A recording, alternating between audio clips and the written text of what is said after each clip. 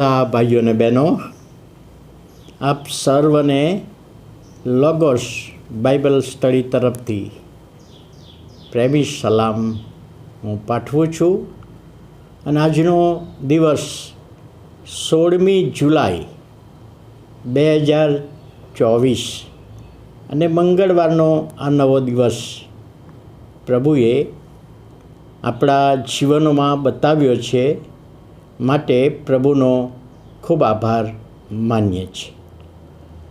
આજનું પ્રોમિસ ને વચન નીતિવચનનું પુસ્તક, તેનો 5મો અધ્યાય અને 21મી કલમ.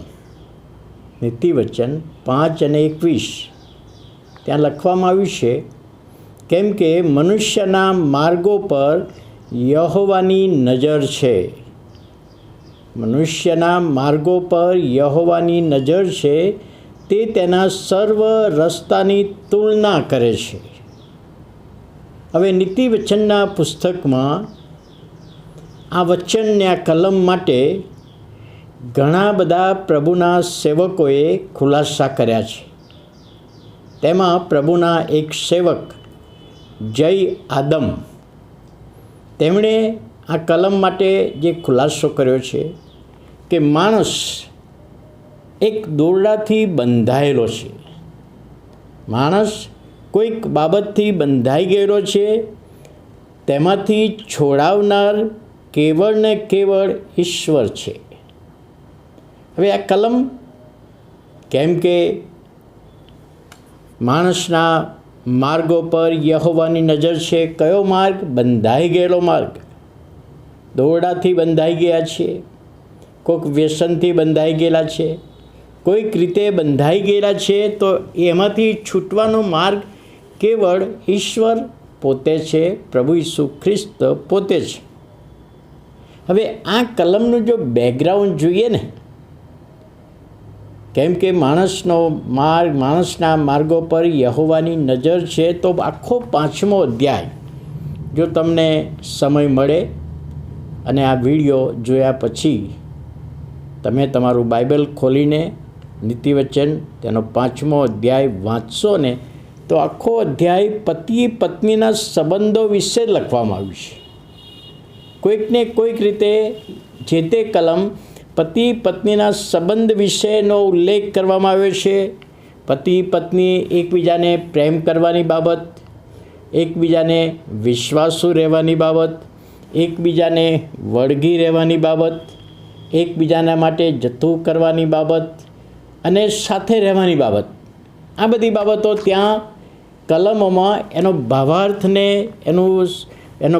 આપણને જોવા મળે છે કે પતિ પત્ની બંનેનો સંબંધ કેવો હોવો જોઈએ, બંનેનું જીવન કેવું હોવું જોઈએ, બંને સાથે કઈ રીતે રહેવાનું છે, અને પતિ પત્નીના માર્ગ કેવો છે એ બતાવે છે.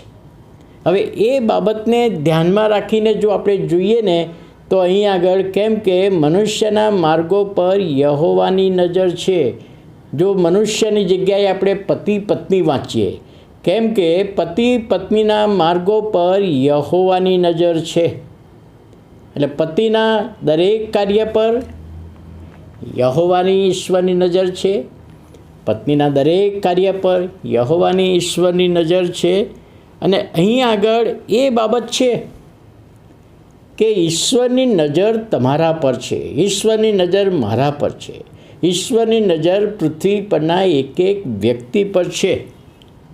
જો આજના સમયે સીસીટીવી કેમેરા આધુનિક ટેકનોલોજી પ્રમાણે મોટા મોટા મોલમાં હોય છે, મોટા બંગલાઓમાં, ઘરોમાં હોય છે, સરકારી મકાનોમાં હોય છે, સ્કૂલોમાં હોય છે.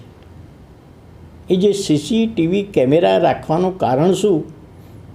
કોઈક રીતે કોઈક વ્યક્તિ જો નુકસાન કરતી હોય, તો ચોરી કરતી હોય તો પકડાઈ જાય, કોઈના માટે અહિત કરતી હોય તો પકડાઈ જાય. અને એના માટે ત્યાં લખવામાં આવે છે કે તમે કેમેરાની નજર હેઠળ છો, એટલે વ્યક્તિ સાવધ થઈ જાય.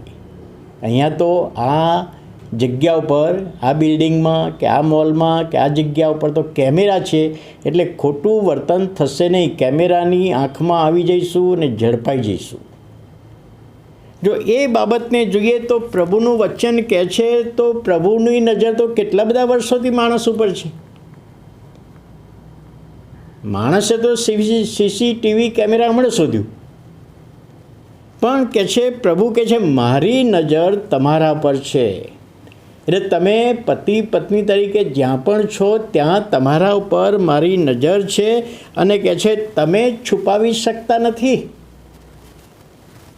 જો વૈજ્ઞાનિકોએ ટેકનોલોજી પ્રમાણે સીસીટીવી કેમેરાથી જ્યારે એને નીચે આવીએ ત્યારે ભણતૃક સારી રાખીએ છીએ, તો મારી આંખ તો પૃથ્વીના દરેકને જોઈએ છે. તો મારી નજર હેઠળ તમે છો તો તમારું જીવન વ્યવસ્થિત રાખો, એવું અહીંયા પ્રભુનું વચન કહે છે. ઈશ્વરની નજરમાંથી આપણે બચી શકતા નથી. અને કહે છે રસ્તાની તુલના કરે છે. એ હસબન્ડ હોય કે વાઈફ હોય, એમનો રસ્તો, એમનો માર્ગ કેવો છે, એમના વિચારો કેવા છે, એની તુલના કરે છે. પ્રભુ એની સરખામણી કરે છે, જોખી જુએ છે, વજન કરી જુએ કે બરાબર છે, કમતી માલુમ તો નથી પડ્યા ને. એ બાબતનો ભાવાર્થ અહીંયા આપણને જોવા મળે છે. અને એટલા માટે કહે છે કે ઈશ્વર આપણા જીવનની બધી જ બાબતો જાણતો હોય છે. તો અહીં આગળ કહે છે કેમ કે મનુષ્યના માર્ગો પર યહોવાની નજર છે, તો તેના સર્વ રસ્તાની તુલના કરે છે. તો આવો આપણે પ્રભુની સહાય માગીએ અને પ્રભુની આંખ નીચે આપણે છીએ. પ્રભુની આંખ પૃથ્વી પરના દરેકને જોઈ રહ્યા છે. એ વિશ્વાસમાં પ્રભુની આધીનતામાં રહીએ અને પ્રભુનો આશીર્વાદ પ્રાપ્ત કરીએ. પ્રાર્થના કરીએ. વાલા પ્રભુ, અમે આભાર માનતા તમારા નામને ધન્યવાદ આપીએ છીએ. તમારા નામની સ્તુતિ કરીએ છીએ. આજના દિવસને માટે, આજના મનનને માટે પ્રભુ તમે સહાય કરો, મદદ કરો, સમજ શક્તિ દોરવણી આપો. ઈસુ અમારા પ્રભુના નામે સાંભળો અને માન્ય કરો. આમેન.